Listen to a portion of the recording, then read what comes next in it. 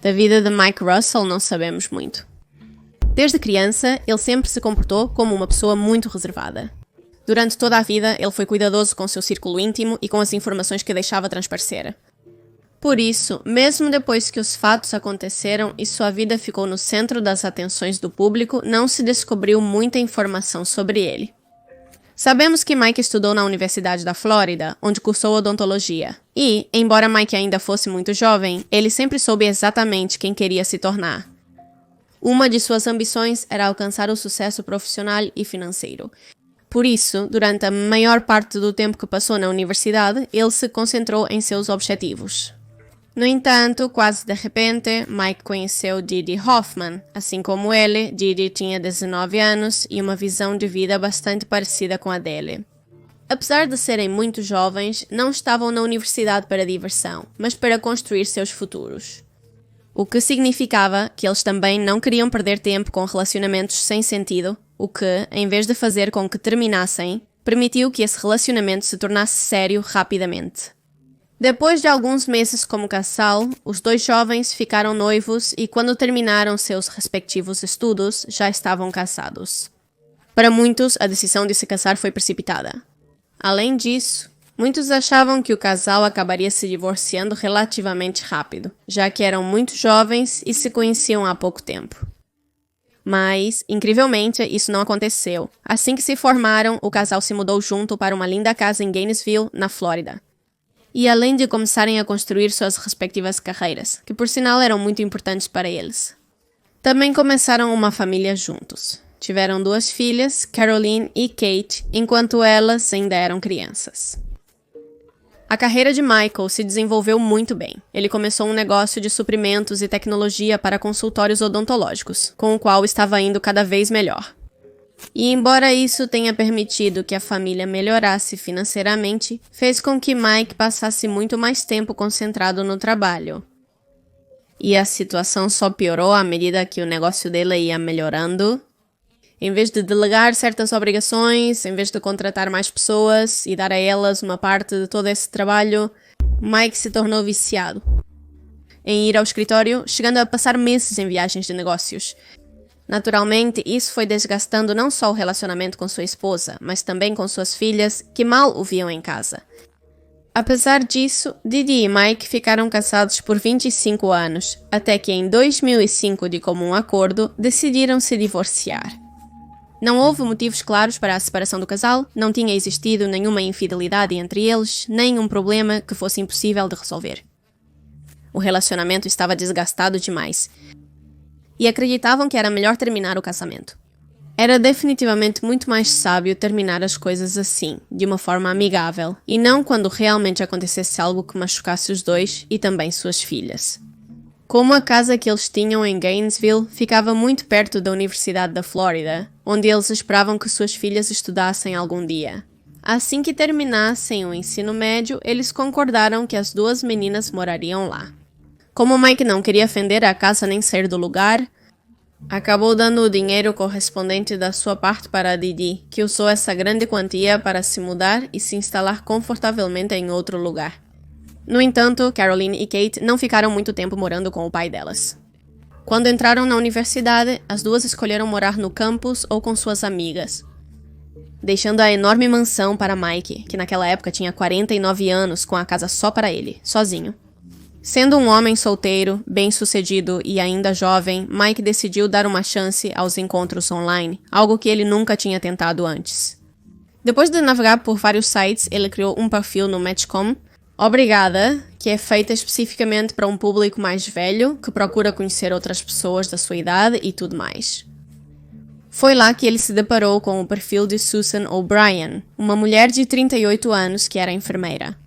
Para Mike, essa mulher pareceu atraente desde o começo, e assim que deram match, ele não hesitou em convidá-la para um encontro, no qual acabou ficando ainda mais apaixonado. Sue lhe pareceu uma mulher muito carismática e interessante, por isso, aquele primeiro encontro foi seguido de um segundo, e assim sucessivamente, até se tornar um relacionamento sério. Depois de 2 anos de namoro, Mike pediu Sue em casamento com a promessa de que não cometeria os mesmos erros que em seu relacionamento anterior. Ou seja, que não colocaria seu trabalho e negócios como prioridade acima de sua vida pessoal. Acreditando nessas palavras, Sue aceitou e, em agosto de 2007, o casal se casou. No início, Sue se mudou para a casa que Mike já tinha em Gainesville. Mas como era onde ele tinha vivido com sua ex-esposa, o casal decidiu começar a procurar uma nova casa para iniciar sua própria história. Eles decidiram comprar uma casa muito bonita no Hale Golf and Country Plantation, em Gainesville. E a casa que eles compraram, embora fosse enorme, não era exatamente uma mansão, embora tivesse muitas comodidades. Um fogão a lenha, 3 quartos, 2 banheiros, além de estar situada em um condomínio fechado com todos os luxos que esse oferecia. Além de morar em uma casa que muitos consideravam dos sonhos, Mike estava sendo fiel à sua promessa de aproveitar a vida além do trabalho. Por isso, era muito comum ver como ele e Sue dedicavam grande parte do seu tempo livre para viajar. E quando não podiam fazer isso, ainda assim passavam muito tempo juntos, indo a restaurantes de luxo, passeando, fazendo atividades juntos. No geral, a vida dos Russell parecia perfeita. Eles sempre pareciam felizes, e ainda tinham os recursos financeiros com os quais muitos sonham. Por isso, ninguém podia imaginar que na verdade era um casamento que, com o passar dos anos, se tornaria cada vez mais tóxico. Os amigos e familiares de Mike, que precisavam se acostumar com a presença de Sue em suas vidas, descreveram a enfermeira como uma pessoa muito possessiva. Segundo eles, ao se casar com um empresário, Sue achava que tinha direito a tudo o que ele possuía. E isso envolvia desde a casa dele, o dinheiro, até, por exemplo, o cachorro que as filhas dele tinham deixado aos cuidados de Mike. Ela simplesmente achava que tudo o que era do marido era dela. E isso gerou uma certa rejeição desde o começo na família dele. Mas era mútuo, especialmente com as filhas de Mike. Precisamos admitir algo. Tanto Caroline quanto Kate cresceram em uma família que já tinha muito dinheiro. Elas estavam acostumadas a um padrão de vida alto e, principalmente, ao fato de que seu pai nunca dizia não para elas. Talvez pela culpa de não ter estado presente em várias fases da vida delas, ou simplesmente porque queria dar tudo para elas e podia. Mas Mike continuava dando grandes quantias de dinheiro para elas, mesmo quando as duas já eram adultas, o que, por algum motivo, incomodava muito Sue. Ela tinha se tornado o estereótipo da madrasta má e, basicamente, ninguém da família a suportava. Embora as reclamações sobre não impor limites às filhas fossem um pouco hipócritas da parte de Sue, considerando que ela vivia do dinheiro do marido, Mike tentava manter a paz em casa. Simplesmente conversando com as filhas quando Sue não estava presente e combinando de dar dinheiro a elas sem que a esposa soubesse, o que funcionou por um tempo. No entanto, quando a filha mais velha, Caroline, anunciou que ia se casar com o namorado e começou a organizar o casamento, ficou bastante óbvio que Michael estava financiando o casamento, que estava muito acima do orçamento que 2 jovens poderiam pagar. Estamos falando de aproximadamente $90 mil, incluindo o preço do Castelo Oshika, que é literalmente um castelo localizado em Nova York. Vocês podem imaginar, obviamente, o quão caro pode ficar um casamento já de início em Nova York e em uma espécie de castelo. O que piorava ainda mais, porque o casal planejava comemorar durante um final de semana inteiro. O casamento seria em novembro de 2017. Não querendo mentir para sua esposa e prevendo as reclamações que ela poderia fazer.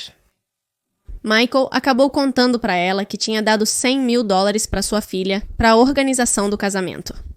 O que está perfeito, ela está totalmente no seu direito, porque é a filha dela. Contudo, conforme o casamento chegava, a tensão entre ela e Mike crescia. Era óbvio que a quantia de dinheiro que ele tinha investido no casamento da filha era muito maior do que o que haviam combinado.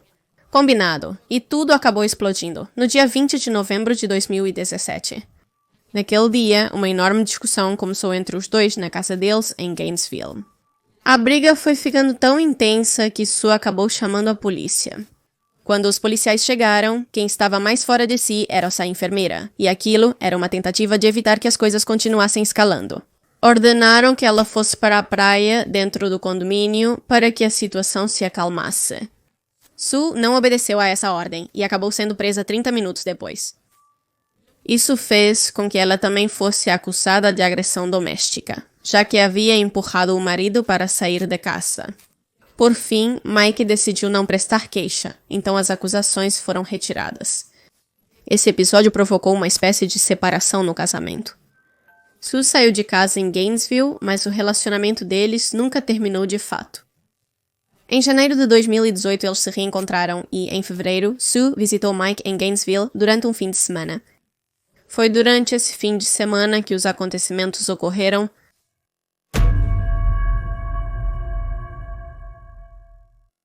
Por volta das 3h30 da manhã do dia 3 de fevereiro de 2018, a polícia de Gainesville recebeu uma ligação.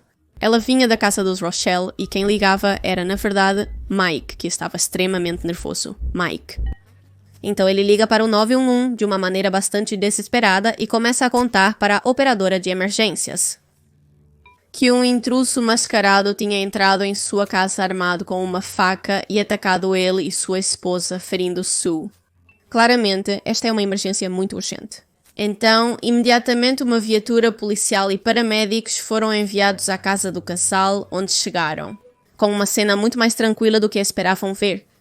O jardim da casa estava perfeito e todas as luzes da casa estavam apagadas, dando a impressão de que lá dentro tudo estava bem. O interior da casa estava igualmente tranquilo até que Mike os ouviu e se aproximou, guiando-os até um dos quartos.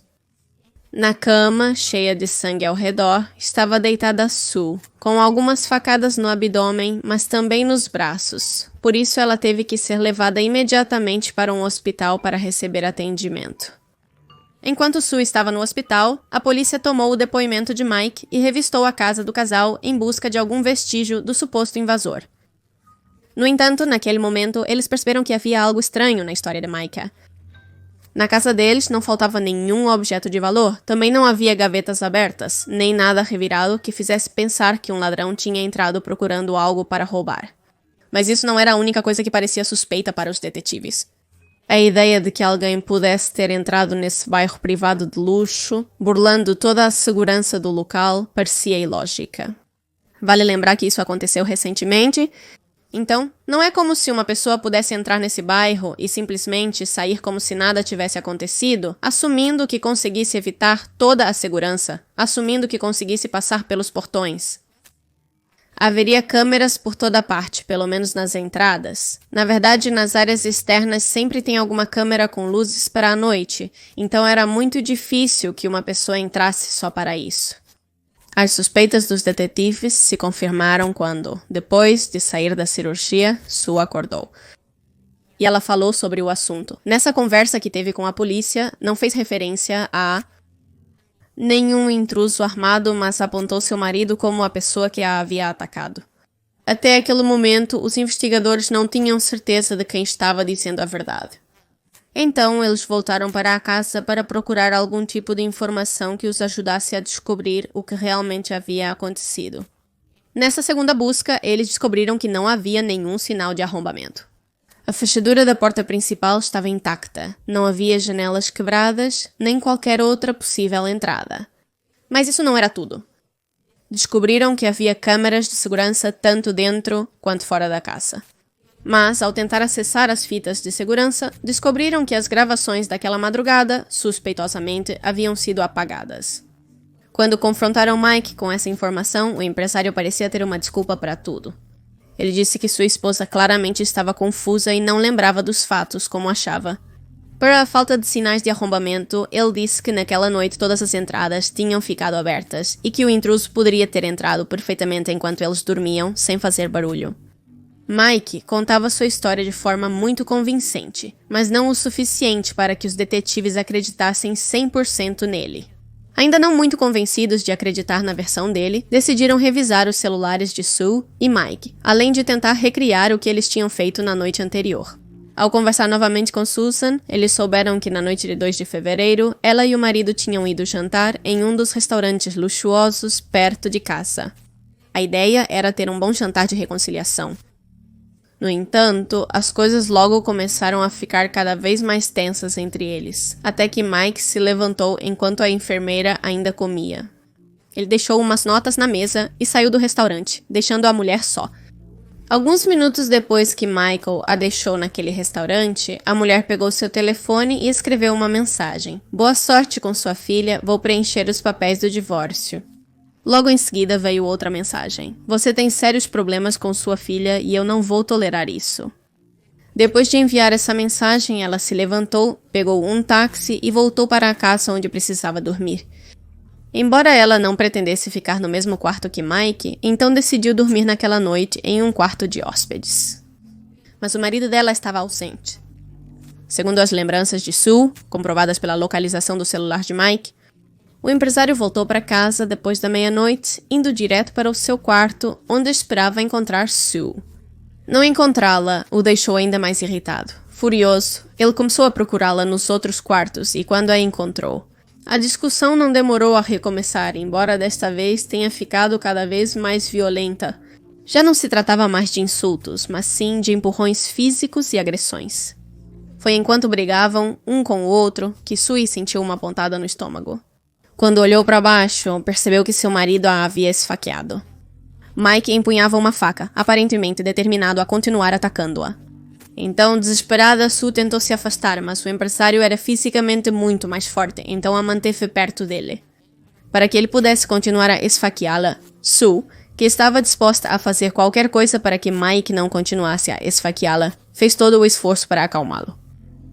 Ela disse que não ia se divorciar, que não ia abandoná-lo e prometeu isso várias vezes, tentando fazê-lo parar. Segundo ela, Mike continuou atacando-a por alguns minutos, até perceber o que realmente estava acontecendo. Como se ele não tivesse consciência de que estava esfaqueando a própria esposa. Então, naquele momento, Mike entrou em pânico, pegou a faca e a deixou sozinha no quarto, enquanto tentava decidir o que fazer. Alguns minutos depois, ele voltou para o quarto, onde Sue estava perdendo muito sangue, aliás, e disse que ligaria para a emergência desde que ela aceitasse dizer que tinha sido um intruso que a atacou. A mulher, naquele momento, não teve escolha senão aceitar, pois precisava chegar ao hospital de alguma forma, embora não fosse admitir isso. Com os dados completos de Sue e provas, como os registros de segurança deletados, a polícia prendeu Mike sob a acusação de tentativa de homicídio, e notificou Caroline, sua filha mais velha, sobre tudo o que havia acontecido. Caroline, que morava em Chicago, não entendia nada do que estava acontecendo.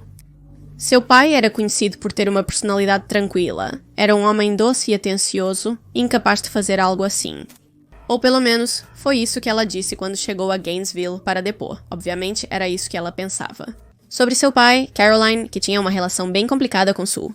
Ela contou como a esposa do pai era quem realmente se tornava violenta e não o contrário. Diante dos investigadores, ela declarou como seu pai, em várias ocasiões no ano anterior, havia mostrado para ela hematomas ou até mesmo ferimentos que Sue tinha causado nele durante discussões. Ela até contou um episódio em que a mulher o ameaçou com uma faca.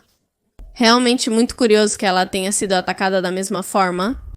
O fato de que o casamento era tóxico não era novidade para a polícia ou para o Ministério Público, que, apesar das declarações de Caroline, acusaram oficialmente Mike de tentar assassinar sua esposa.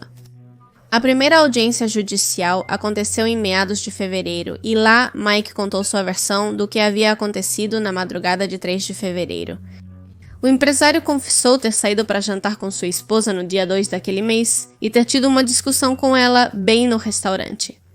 Ele disse que por esse motivo os dois chegaram separados em casa, onde escolheram dormir em quartos diferentes.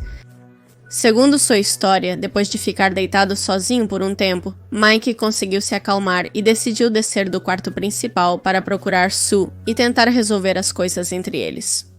Quando entrou nesse quarto de hóspedes, encontrou sua esposa ajoelhada ao lado da cama com uma faca nas mãos. Parecia óbvio que Sue estava prestes a se machucar, então ele entrou imediatamente no local e começou a lutar com ela. Durante a luta pela arma, a faca escorregou pela mão dele e o feriu, mas quem mais sofreu foi Sue, que acabou sendo esfaqueada. Segundo a versão de Mike, toda a situação tinha sido acidental, mas os relatórios policiais e os laudos forenses indicavam que isso não era verdade. Por exemplo, no relatório policial, foi detalhado como várias gotas de sangue foram encontradas na cama, o que indicava que Sue havia sido esfaqueada na cama e não ao lado dela, como o acusado afirmava. Outro detalhe que a polícia havia notado era que no quarto havia um forte cheiro de vômito e fezes. Algo que Mike não havia mencionado em sua história, embora, ao ser questionado diretamente, ele disse que era por causa do cachorro da casa. O depoimento de vários especialistas descartou a possibilidade de que os ferimentos de Sue fossem auto-infligidos ou acidentais. Pelo contrário, confirmaram que eram precisos. Além disso, Sue apresentava outros ferimentos menores que correspondiam a tentativas de defesa e não a uma luta, como Mike havia dito. Enquanto essa versão ia desmoronando, a defesa de Mike tentou uma nova estratégia: focar em Sue e apresentá-la como uma mulher violenta, hostil e agressiva, apresentando como provas dezenas de mensagens entre o casal em que ela insultava ou ameaçava o marido. A isso, eles acrescentaram várias postagens que Mike havia feito em diferentes fóruns masculinos, pedindo conselhos e contando sua história como vítima de violência doméstica. Ele descrevia sua vida como uma batalha constante e dizia estar precisando de alguém que o entendesse e fosse empático com ele. O problema com essa estratégia era simples. Mike era um homem bem-sucedido, rico e educado, que já havia passado por um divórcio. Se ela estava tão infeliz com Sue, por que não tentou se divorciar? Por que nunca denunciou sua situação à polícia? Coisas que, na verdade, sempre são questionadas às vítimas de violência doméstica. Essas perguntas são muito comuns nesses contextos. Esse não é realmente o principal problema. São coisas nas quais a defesa dela focou. Mas o mais importante a se perguntar não era isso. Na verdade, era se a história era real, como os advogados dela sugeriam, e Sue tinha orquestrado tudo o que aconteceu na madrugada de 3 de fevereiro. Porque ao chamar a polícia, Mike criou a história falsa de um intruso mascarado. A promotoria possuía as respostas. Eles acreditavam que a mensagem que Susan havia enviado horas antes sobre o divórcio tinha sido o estopim. Se eles se divorciassem, Mike seria obrigado a dar a ela uma parte do dinheiro e dos imóveis que lhe pertenciam, e isso o deixou furioso. Ele não queria continuar com ela, isso estava claro, mas também não desejava ter que dividir metade dos seus bens. Então, a única solução que ele encontrou para se separar dela e ficar com suas coisas foi tirar a vida da mulher. Como resposta à versão do Ministério Público, a defesa de Mike apresentou o depoimento de um médico legista, que, uma vez no banco das testemunhas, se concentrou em analisar a cena do crime, especificamente as manchas de sangue. Segundo esse especialista, as manchas de sangue e seu estado. Quando a polícia chegou, permitiram comprovar que o ataque havia acontecido às 3:30 da manhã, como Mike afirmava, e não à meia-noite, como Sue dizia. No entanto, esse testemunho teve o efeito contrário ao esperado, quando foi demonstrado que o perito, na verdade, já não tinha licença porque ela havia sido revogada por problemas de ética. Seu nome havia sido relacionado a vários escândalos, e por isso ele deixou de ser alguém confiável. O julgamento foi extremamente longo, cheio de idas e vindas, até que em dezembro de 2019, o júri se retirou do tribunal para deliberar. Ao retornar após algumas horas, comunicaram que consideravam que o milionário Mike Russell, de 63 anos, era responsável pelas acusações que lhe eram atribuídas, que eram tentativa de homicídio, modificar evidências criminais e negar assistência médica a uma vítima. Dias depois, o juiz responsável pelo julgamento comunicou sua sentença: 30 anos de prisão. Mike, que não tem problemas de dinheiro para pagar sua equipe de advogados, tentou várias vezes apelar do veredicto, mas não conseguiu nada. Em 2020, enquanto Mike já estava na prisão cumprindo sua pena, começou a surgir o boato de que o empresário estava procurando contatos na prisão que pudessem dar um jeito em Sue. Segundo esses boatos, Mike estava mais determinado do que nunca a atacar e acabar com a mulher, que tinha sido sua segunda esposa. Esses boatos levaram a polícia a tentar abrir uma investigação sobre eles, mas não havia evidências suficientes para acusar Mike de conspiração para cometer homicídio. Então o assunto ficou por isso mesmo. Quanto à condenação de Mike, soube-se que Sue se divorciou dele, embora tenha tido que ir a julgamento pela casa onde Cassie havia morrido. Da prisão, o empresário deu ordens aos seus advogados para que fizessem de tudo para que Sue não ficasse com a casa, mas isso não deu certo. O julgamento foi favorável para Sue, que vendeu a casa e tentou seguir com sua vida enquanto Mike continua na prisão. E assim chegamos ao final do vídeo. Foi até aqui que o caso chegou, então me contem, vocês já conheciam esse caso? Alguém conhece a história de Mike e Sue? Quero ler os comentários de vocês.